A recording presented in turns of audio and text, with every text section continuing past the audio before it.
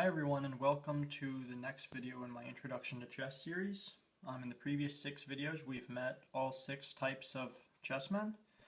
So now we're going to briefly look at them. We got the king, then we learned the rook, bishop, queen, knight, pawn. King's most important. You're the king. Rook moves in straight lines, bishop diagonally, queen like rook and bishop combine, knight hops in an L shape, pawn's a foot soldier that generally only moves forward, captures diagonally, can promote. But that's great. We know the chess pieces, how they move. We've learned a little bit more about the game in this series, but I still haven't even talked about the most important aspect of chess, the goal of chess, the object of chess, the whole point of the game, which is to capture the enemy king.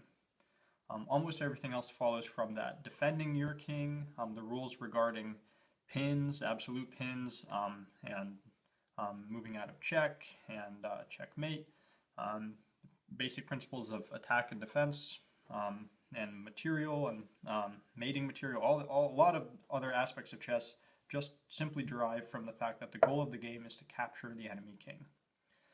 So that's the goal of the game.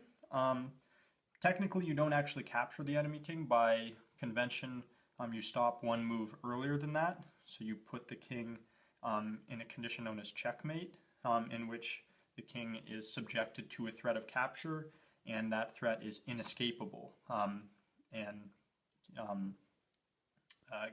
You cannot, no matter what move you make, legal or any legal move would still result in your king being captured on the next move if you're in checkmate.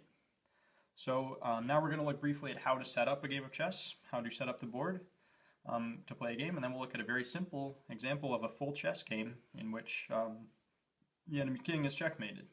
It'll be my king. Your guys are going to checkmate me.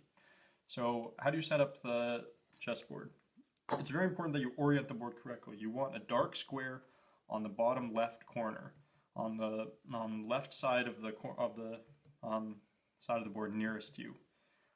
People conventionally say white on right, but we way over-represent and bias light colors and white skin and the right side. So I'm going to talk about dark and left.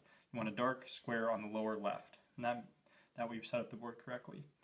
The king goes on a color square opposite his color, so a black king goes on a light square on the back rank in the middle of the board, sort of.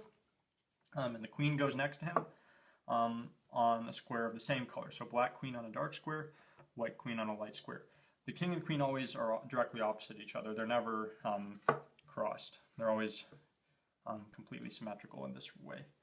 The royal couple are flanked by the bishops. Next come the knights. And in the corner, you place your 2 rooks.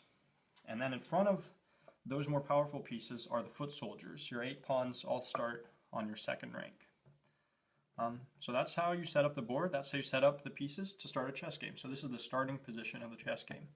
Now we'll look at a really simple example. I'm not going to explain it much. I'm just going to play it.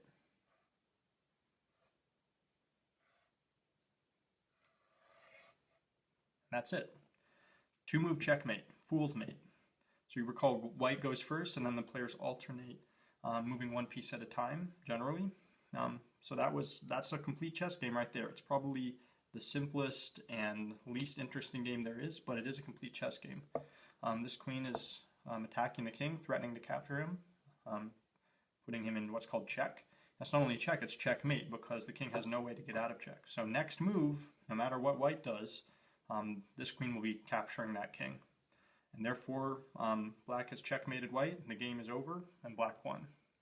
So that's it for this video. In future videos, we'll look at more complicated, relatively more complicated topics, but that are still the basics and fundamentals of how to play chess.